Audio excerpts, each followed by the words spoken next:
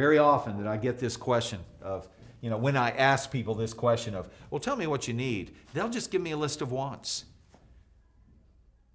And those are not going to help me influence that person. Because again, if you start responding to people's wants, as soon as it's uncomfortable for them, they'll back away. And you'll go, well, I thought you wanted this. Well, no, I was really wanting this. Like, okay, well, I'll try to meet that want. Okay, and then they back off of that. Go, I thought you wanted this. No, I really want this thing over here. I mean, they'll change on you all the time. But the goal is what we want to start with so that we can identify needs that will get us to the goal. So this is the difference, big difference between wants and needs. We have to discover what the needs are and begin to meet the needs of others. Oh, but Clay, I want someone to meet my needs. And I get it. That makes sense. Okay? I want people to meet my needs too. But then we get into the whole Zig Ziglar thing. You can be as successful as you want. You can be crazy successful. But all you have to do in that is help others be successful. The more people you help along the way, the more needs you meet along the way, the more your needs will be met. That's kind of a weird concept, but it's true. It's how the universe works. Now again, be careful not to get trapped in giving people what they want, because this will be a never-ending pit.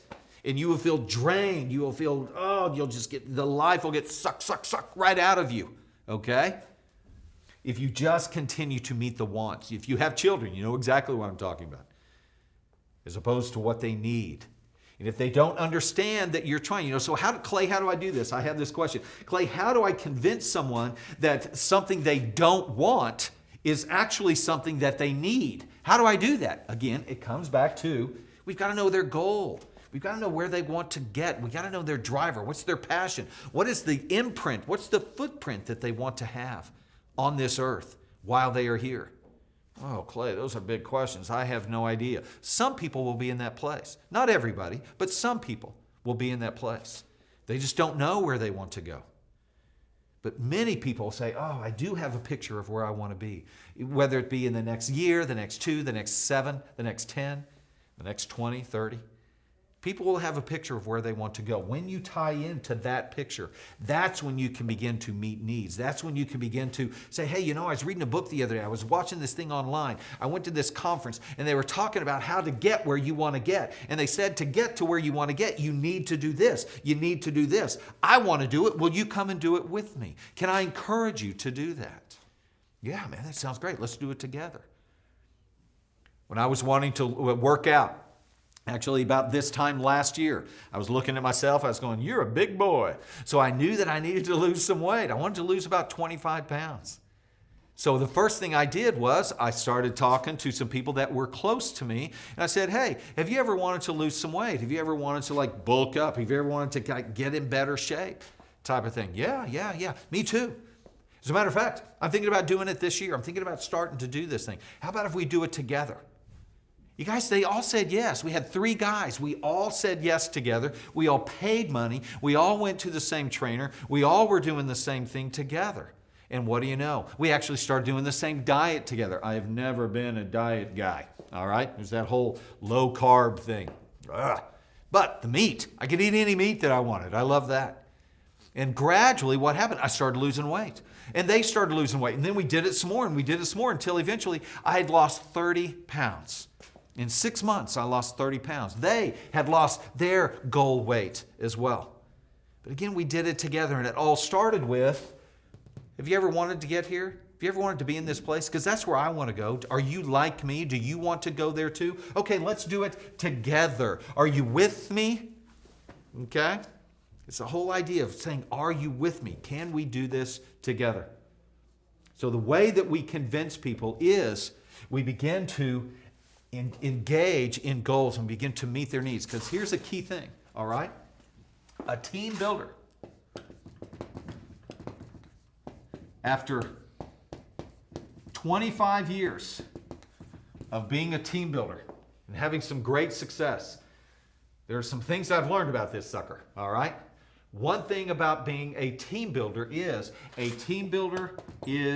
always forward thinking.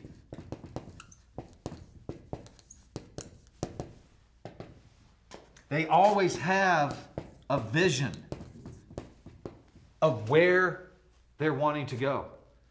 To be a team builder, we have to know where people want to go. We have to be looking forward to something so we can begin to meet needs. So we can encourage people that I go, I know this is difficult.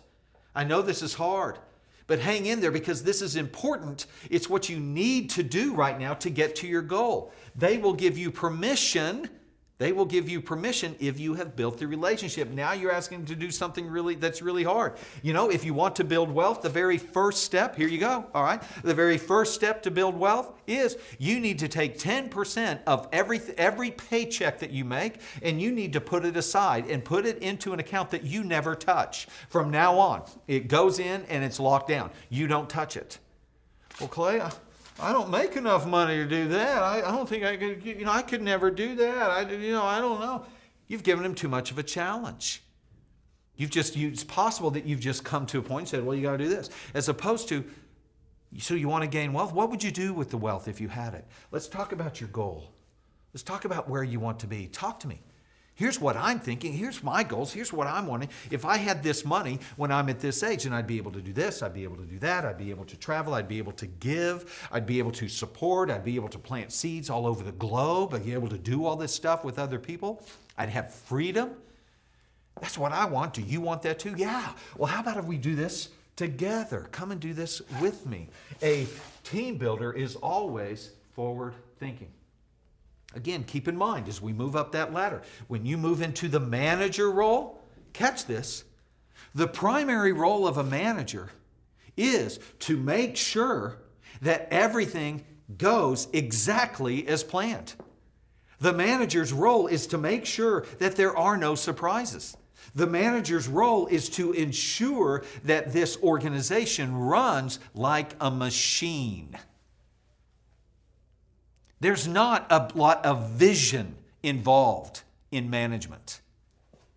So if we jump over this forward thinking piece, we'll go from being a worker, not a lot of vision, to a manager, not a lot of vision. And so when it comes to inspiring the workforce, we don't know how to do it. Because we don't know how to look forward. We don't know how to have vision. We don't know how to have goals. We don't know how to meet. We don't know how to put things in place that need to be in place to help us meet goals. All we know is work today. Break out the whip. You need to make more bricks. Becomes that type of thing. And again, some days are like that. You just got to make more bricks today. But if that is every single day, I promise you, your people will not be inspired by you. And when you bring them a challenge, a deadline, something that really has to be done, it just won't work. Things will break off, wheels will come off, and you just won't be able to get there. It will be really, really difficult. You must, as a team builder, expand the way you see people. You must expand so you can see a bigger part of not only your picture, the company's picture, but their picture, the role they play in the company. Again, as a worker, I come to work every single day and I do my job. I'm not really thinking about where the company's going and what the company's trying to do. I'm just trying to get my paycheck. I'm a worker. I'm okay with that. That makes sense. But to be a team builder, that vision, what you see, has to begin to expand. It's got to go beyond you. Or else when you become a manager, you will manage people through the lens of yourself. I want you to do this for me because I don't want to do it. I want you to do this for me because it makes my life better. I want you to do this for me or else I'll lose my job. So you have to do it because I. It all comes through the lens of I because I didn't take the time to become a team builder, to learn the skills, to learn how to get into the hearts of folks and ignite them. This is a team builder. This is so important. Again, it's not just about giving people what they want right now, but it's giving them what they need. It's equipping. It's a great word. It's equipping to help them get to the goal. So how about you? Where do you want to go? Where do you want to go? I promise you, before you can go there, you're going to have to grow there. That's huge. Before you go there, you're going to have to grow there. Take a moment for that. I've got to grow. I'm going to have to embrace certain things that may or may not be comfortable to help me grow there. Most people just want to go there. They don't have any clue on the needs. They just are focused on the wants. They've got pressures. They've got problems. They just want those problems to go away. And I get that. That makes sense. And again, I think there are many times where needs actually can be the same as wants, and wants can be the same as needs. It can be the same, but it's not always. And you want to be careful not getting trapped in just meeting people's wants. So, action steps for you. For you to consider those people that you're working with. Who are those people that you have built relationship? I'm sure if you're working with 5, 6 other people or more, you may have 5 or 6 different levels that are going on right now. So I want to encourage you to choose one person. You don't try to do it with 7, but try it with 1. And try to move from one level to the next. Try to expand. It's not like once you go from here to the relationship, you don't have to worry about this anymore. All right? Each of them continue to expand. To build more of a relationship, there needs to be more sincerity. To get more permission means you have to have more sincerity, more relationship. It works like that. So to pick one person between now and the next session that you watch, to actually spend some time having those conversations, building that relationship, telling them about your path, about your life, and then asking them about their life to get more permission, to open those doors of permission. I promise you, this will work. This is how it's done. These are the practical. This is what you say. These are the moves that you do to become a team builder. I encourage you guys to take those steps. It's been a great session. Hope you've learned a lot here in session number 3, where we're talking about how to expand from this idea of just friendships and moving into this place called teammates. We're going to talk quite a bit more about this in our next session number 4, okay? Talking about this whole thing of how to lead our friends. Looking forward to it. See you then.